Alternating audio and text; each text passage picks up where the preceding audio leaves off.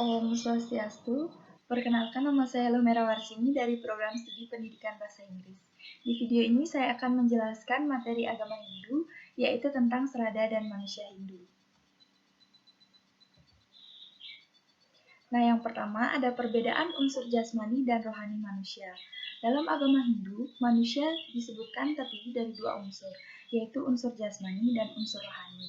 Nah, perbedaan makna dari kedua unsur tersebut adalah unsur jasmani merupakan badan kasar atau tubuh manusia, di mana dalam Tri Antakarana Sarira atau tiga lapisan badan manusia disebutkan bahwa unsur jasmani manusia merupakan stula sarira yang berupa badan kasar atau badan wadah manusia, di mana di dalamnya terdapat unsur-unsur panca mahabhuta yang proses terbentuknya sama dengan proses pembentukan alam semesta.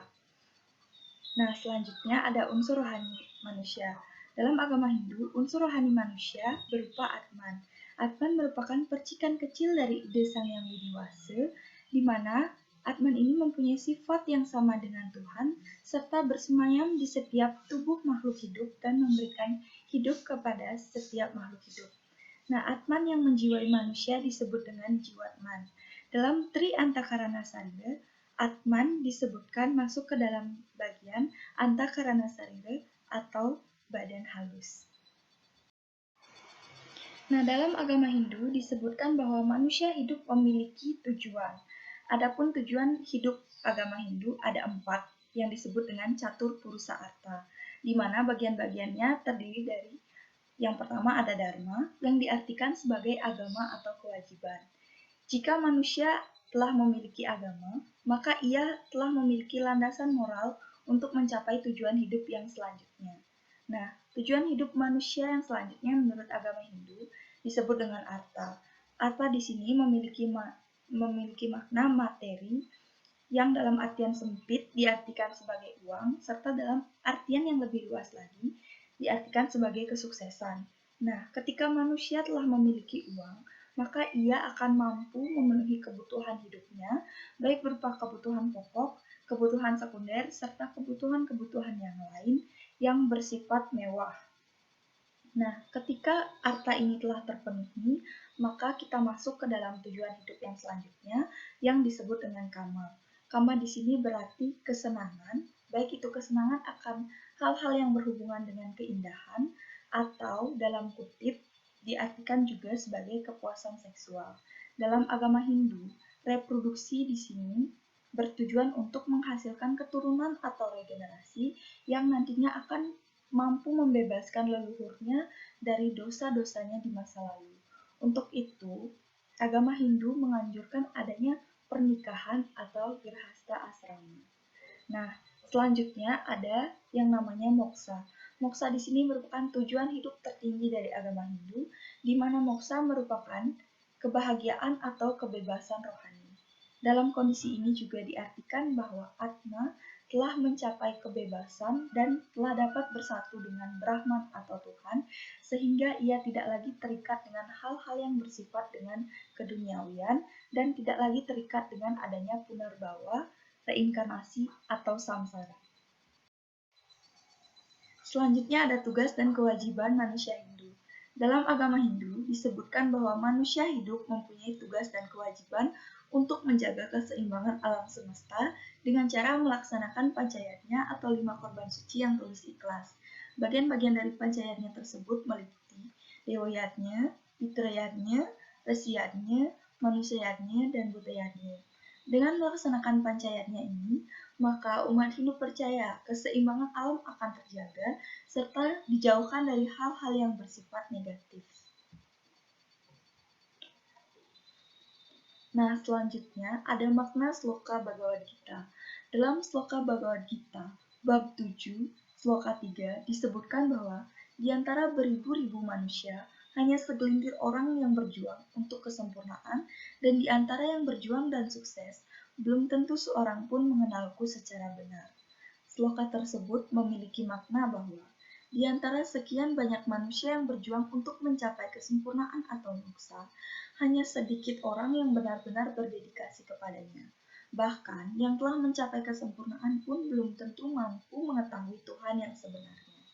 Untuk itu, sebagai umat Hindu, khususnya umat yang beragama, maka hendaknya kita mempelajari teori-teori ketuhanan atau dalam umat Hindu yang disebut dengan Brahma Widya untuk mengetahui gambaran Tuhan kita yang sebenarnya, sehingga nanti tidak akan terjadi kesalahan penafsiran. Nah, selanjutnya ada hubungan arta dengan moksa. Adapun hubungan arta dengan moksa di sini adalah arta merupakan pijakan awal yang digunakan sebagai tujuan awal sebelum mencapai tujuan tertinggi yaitu moksa. Lebih jelasnya, arta merupakan salah satu bagian dari 4 tujuan hidup dalam agama Hindu yang berarti materi atau uang. Nah, materi atau uang ini nantinya akan digunakan oleh manusia untuk memenuhi kebutuhan pokok hidupnya, serta memenuhi kebutuhan-kebutuhan yang lain. Ketika arta ini telah terpenuhi, maka tujuan yang lain akan dapat juga terpenuhi. Nah, ketika semua tujuan telah terpenuhi, maka kita akan mampu memenuhi tujuan tertinggi dari kehidupan kita, yaitu yang disebut dengan moksa. Moksa ini dapat dicapai ketika semua kebutuhan telah dapat dipenuhi, serta semua tujuan yang lain juga dapat dipenuhi.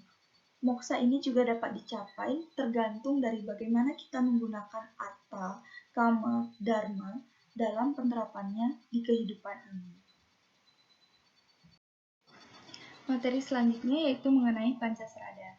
Dalam agama Hindu, ada yang disebut dengan 5 dasar keyakinan atau kepercayaan yang disebut dengan Pancasrada. Nah, di antara kelima bagiannya tersebut, ada salah satu bagian yang disebut dengan Karmapala.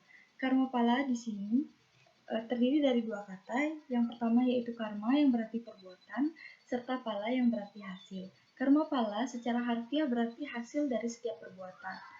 Nah, dalam Pancasrada, Karmapala di sini berarti umat Hindu percaya terhadap adanya hasil dari setiap perbuatan yang dilakukan. Adapun bagian-bagian dari Karmapala, yaitu yang pertama ada Sancita Karmapala, yang merupakan hasil dari perbuatan terdahulu yang belum sempat dinikmati, sehingga akan dinikmati pada kehidupan sekarang.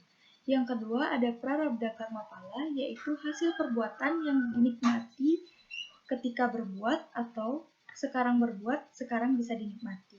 Serta yang terakhir ada Kriya Mana Karmapala yang merupakan hasil perbuatan yang belum sempat kita nikmati sehingga akan kita nikmati pada kehidupan yang akan datang.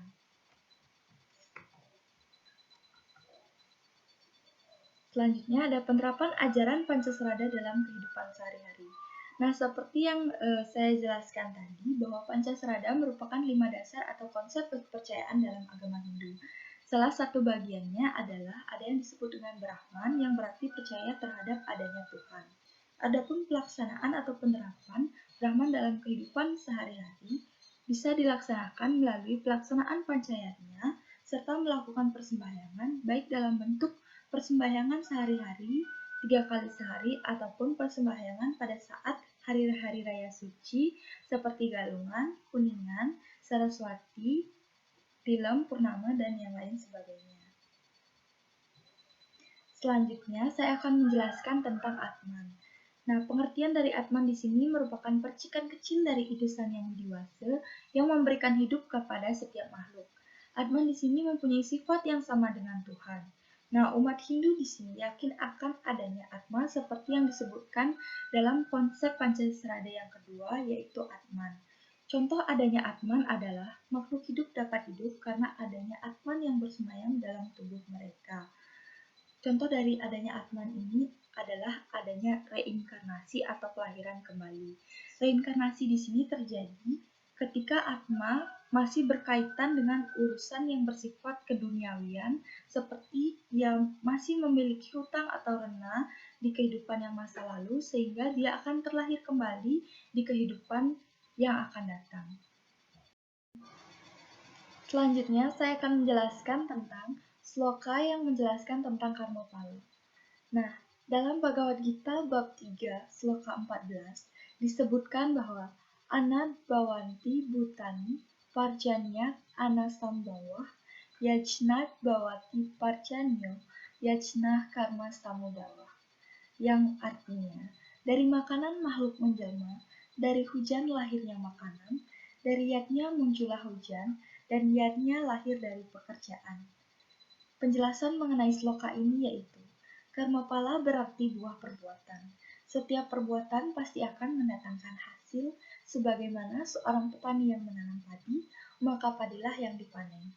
Demikian pula perbuatan yang baik akan menghasilkan hasil yang baik, sebaliknya perbuatan yang buruk mendatangkan hasil yang buruk. Tidak satu pun di alam semesta ini yang luput dari hukum karmapala, karena setiap kerja mendatangkan hasil. Jika tidak ada sebab, maka tidak ada akibat.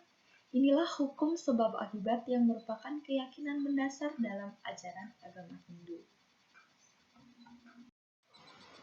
Selanjutnya, saya akan menjelaskan tentang konsep Punarbawa. Nah, Punarbawa merupakan salah satu dari bagian Pancasrada yang berarti kelahiran kembali atau reinkarnasi, di mana kelahiran kembali ini disebabkan apabila atma masih terkait dengan urusan yang bersifat keduniawian.